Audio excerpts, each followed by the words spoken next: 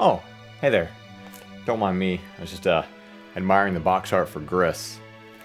For those of you who don't know, Gris was a indie platformer from late 2018. It was nominated for numerous awards, most of which it won, mainly for its art direction. You see, video game cover art, much like book or movie art, plays a very important role in luring an unsuspecting consumer into making a purchase. Now, conveniently, with a game like Gris, what you see is what you get. Beautiful cover art? Perfect. It's a beautiful game. But not all games are like that. A lot of games nowadays just slap a main character on the cover and say, you already know what this is. It's boring, but it works. Or at least it did on me. It wasn't always like this though. In the past, marketing for video games wasn't as prevalent as it is today. Trade shows for video games didn't exist. Neither did social media, or, well, the internet as a whole. This is an actual depiction of the 1980s. Nowadays, most people go to a game store already knowing what game they want to buy. You enter the store, you ask for the game, you buy, you leave. Long gone are the days of browsing for something new and unique, because let's be honest, who wants to deal with talking to a GameStop employee for longer than they need to?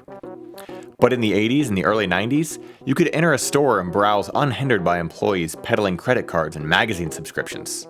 What that meant was that your box art better pop, because it was sitting on the shelf right in between Mario and Zelda, the only two games that were household names at the time. Now, during the era of the Atari 2600, games were just starting to migrate from the arcade into the home console market, with questionable results.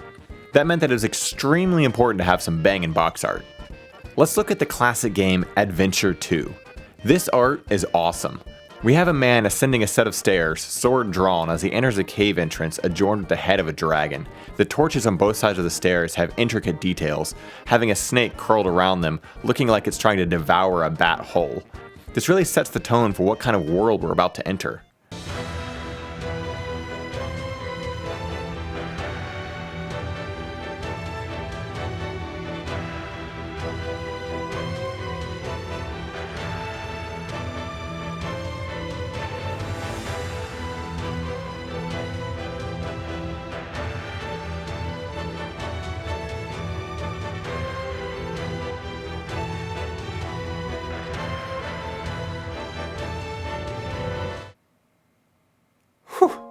Okay. So, as amusing as that juxtaposition is, I'm not actually faulting the game for looking this way or for the box art for being misleading. Because when games were made like this, they were made with a vision. And that's the second reason why the box art was so important, because it needed to paint that vision in our heads as we played these games. At the time, this is how most games looked. The idea of better graphics didn't exist outside of the arcade. Now, confusingly, when they remade the game for the Atari 5200, they went with this? Which, while being a downgrade, is also still amusing in its own right. They gave up trying to get you to imagine that you were this dual-wielding adventurer, and now you're clearly just a white square. Ultimately though, this is still unique box art. It wasn't just a screenshot of the game plastered in the box, it was bright, bold, and colorful, which is more than enough to grab the eye of someone looking for a new game to try. The third generation, however, is where I feel that the art truly peaked. Now, Nintendo did start off with this, but eventually they did start making box art that was a lot more colorful and vibrant, such as Mario 2 or Mario 3. Most third-party titles, though, they either hired a real artist, like Konami did when they brought on Tom DuBois to do Castlevania 3 box art, or they simply took some art that already existed, such as a painting or a scene from a movie, and ripped it off to make their own version. Like Konami did with Metal Gear and Castlevania 1 and 2, but some games did a mix of both. For instance, The Guardian Legend. The Guardian Legend is a game for the NES that I can best describe as a mixture between Zelda and a space shmup like Xevious. You play as Miria, an android woman who explores a planet that is rapidly hurling towards Earth. She has to explore the planet's labyrinths to find and activate the planet's self-destruct sequence, which are located in the innermost corridors, where she transforms into a ship to progress. It's a cool game, and honestly it's one of my favorite NES titles, but I was always obsessed with the box art, because to me it really painted what the world that we were on was supposed to be. Many of the bosses have a similar look to them, being rather hellish and otherworldly. It wasn't until I was an adult that I learned that this box art was sadly a recreation of the 1985 sci-fi movie Creature, but I still love it all the same. However, if we look towards the Japanese box art, it was actually made by Naoki Kato, a famous Japanese artist, and very clearly inspired by the works of H.R. Geiger. Something like this, while it doesn't necessarily give us an idea of what this game could possibly be, is still eye-catching regardless. Lastly, there's the European cover, which while probably the least unique, actually looks like how the character is supposed to in the game itself. One game with 3 different artists to make the box art, all of them unique takes on what the game was supposed to be. They didn't just slap a scene from the game on the cover and say, yeah, this works. They made something that would be eye-catching when it's sitting on the shelf. You can't tell me that as a kid, if you saw this, you wouldn't be immediately enticed into wanting to know what it was.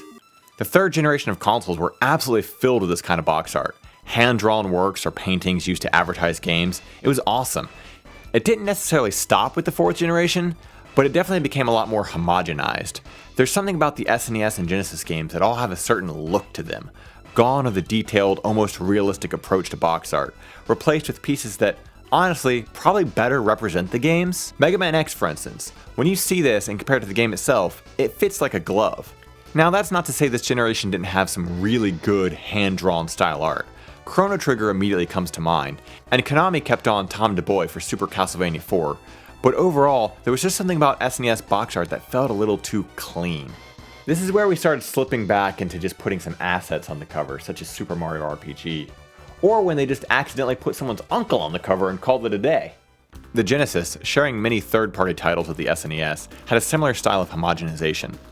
Again, while a lot of it was still art, such as Earthworm Jim or Ristar, it wasn't as abstract as things used to be. Perhaps this was just a sign of games becoming a more popular medium, and therefore publishers wanted the cover art to represent the actual characters, as opposed to a random non-video game player's fever dream of what Arkanoid was supposed to be. Video game characters have since evolved into being merchandisable, having plushies or toys made in their image. And let's face it, most people would rather have this as a toy, as opposed to this. The further into the generations we move, the farther we drift from the obscure art of the early 80s that was so common. More and more game covers went for a more minimalist design, either having just the logo of the game or a rendered model of the main character. Nowadays, unique box art has been relegated to a special re-release deluxe version of a game that if you were a fan of, you probably already bought it when it first came out and couldn't justify buying it a second time. Unless you're a collector and make stupid choices. I mean, was there any reason for Square Enix to go with this over this? But that's just where we are now. Games don't really need to have box art that pops, because when a game comes out, you've been smack dab in the middle of watching them advertise it since its announcement 3 years prior.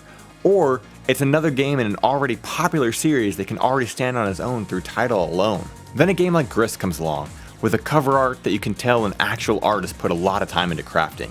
It becomes something special and unique. Personally, I would love for box art to make a return to what it once was. No more pre-rendered pictures just thrown on the cover or a generic man looking tough. No, it's time to bring back the good stuff. In fact, I'll help. I hereby present my box art for Sega's upcoming Sonic Adventure 3.